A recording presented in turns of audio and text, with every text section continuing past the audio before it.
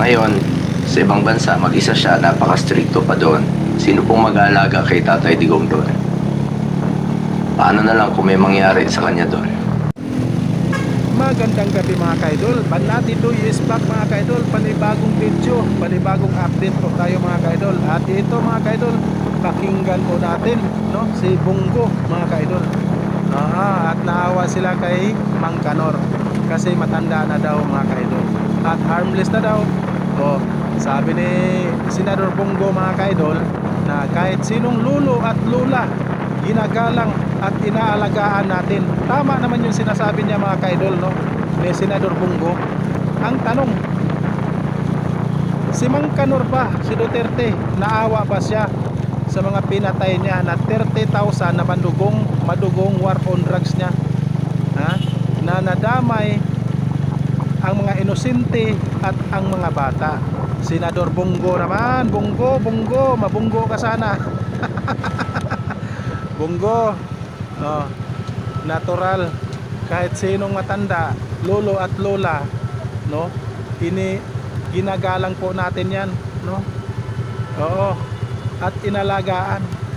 Kung gusto mong alagaan si Mang Kanor, si Duterte, Bongo, pwede ka naman pumunta doon at magpakulong ka din, Senador Bongo, at alagaan mo si Mang Kanor doon, no.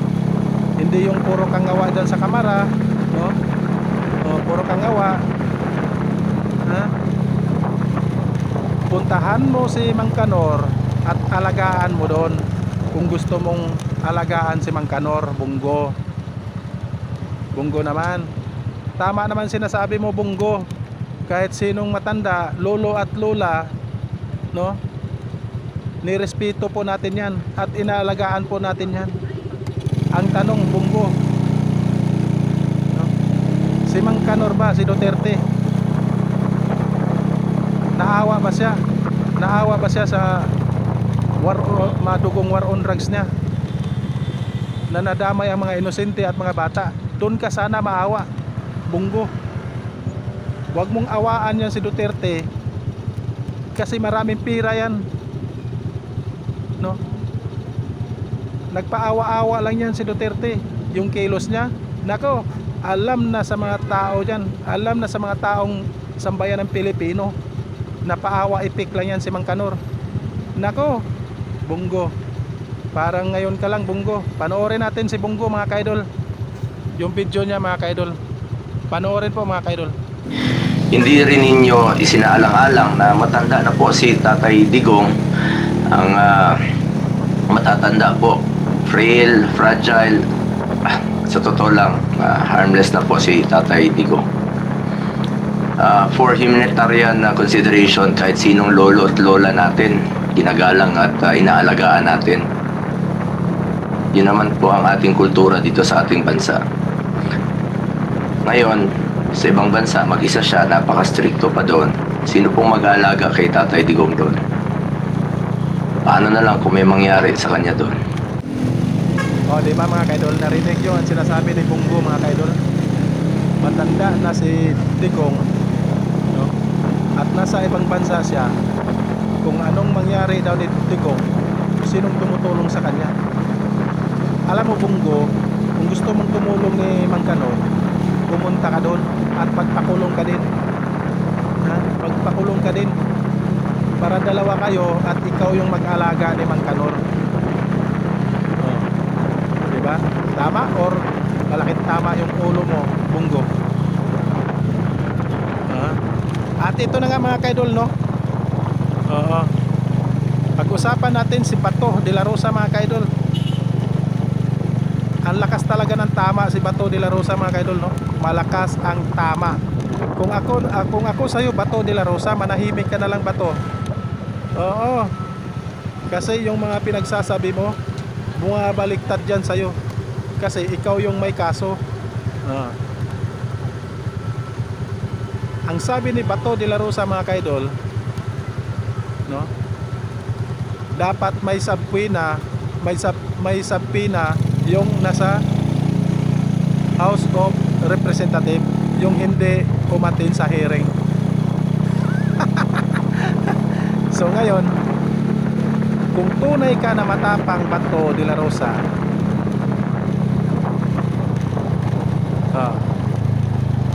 go ahead, gawin mo, isabpina mo sila lahat, yung hindi umattend dyan sa hearing, isabpina mo.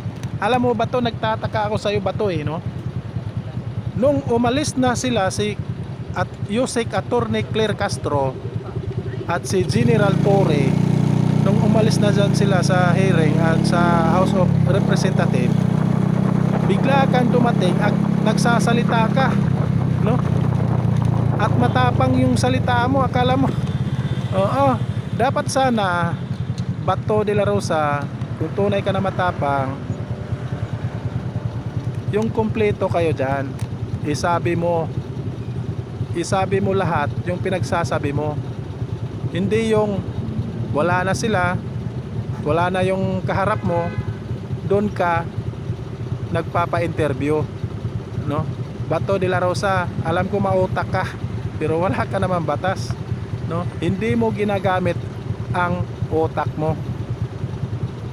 Bato. So ngayon Bato de la Rosa, pag kumpleto kayo dyan, isabi mo lahat ng sinasabi mo na may sabi na sila. Yung sinasabi mo na isabi na sila. Sige, panoorin natin si Bato de la Rosa mga kaidol. Panoorin po natin mga kaidol. Pag tuluyang ganito ang mangyayari is I think we are now on the verge of a constitutional crisis kapag tuluyan nilang isnab yung ating imbitasyon. Wala na mangyari. Wala na respetuhan ito sa isang kapwa co-equal branch of government. So Madam Chair, I would like to move that we issue subpoena to these government officials to require their presence in the next hearing. Kung meron ka pang gaganaping hearing, dapat masabpina ito sila para magkaalaman. Klaruhin natin ito. Narinig nyo ang sinasabi ni Bato de la Rosa mga kaidol ha. Isyuhan po ng sabpina yung government official mga kaidol sa next hearing mga kaidol, kung may next hearing pa mga kaidol ha? Ang tapang magsalita ni Bato de la Rosa mga kaidol kasi hindi sila kompleto. Ganito talaga si Bato de la Rosa mga kaidol. If ever na wala sila lahat, hindi sila kompleto, wala si Yusek Attorney Claire Castro, wala sila lahat mga kaidol, wala si General Torre, wala sila dyan, matapang ito magsalita, no? Matapang ito magsalita si Bato de la Rosa mga kaidol. So ngayon, isyuhan po niya ng sabpina yung government official mga kaidol. So go ahead Bato, gagawin mo talaga, gagawin mo yan Bato, kung hindi ka mabaligtad. Kasi alam naman mga kaidol nga si Bato de la Rosa may kaso po ito, no? At maghintay ka na lang Bato. Baka mabaligtad ka Bato. Maniwala kayo mga kaidol, susunod na ito si Bato de la Rosa. At maniwala kayo mga kaidol na magtago po ito pag may warrant of arrest na ito sa ICC. Magtago po ito. At maraming salamat mga kaidol. At sa hindi pa tayo magtapos mga kaidol, at isang like naman dyan, mag-comment po kayo mga kaidol. Isang like naman dyan mga kaidol. At sa hindi pa naka-subscribe sa YouTube channel ko mga kaidol, please subscribe sa my YouTube channel, Banati Doiris Vlogger. At pakisali na lang po mga kaidol, no? Yung Facebook page ko mga kaidol. Road to token na po tayo sa Facebook page mga kaidol, no? Drive-thru idol. At siyempre sa TikTok mga kaidol, pakisali. Magpadami po tayo ng followers sa TikTok mga kaidol. Sa hindi pa follow sa TikTok ko mga kaidol, follow na po kayo mga kaidol. Like, share po tayo mga kaidol. Salamat po sa lahat ng mga solid BBM, solid loyalist, at mga kakamping, Maraming salamat sa nag-follow at maraming salamat sa nag-subscribe sa YouTube channel ko mga kaidol. At magandang gabi po at God bless po sa inyong lahat. Ingat po tayo palagi. God bless po sa inyong lahat.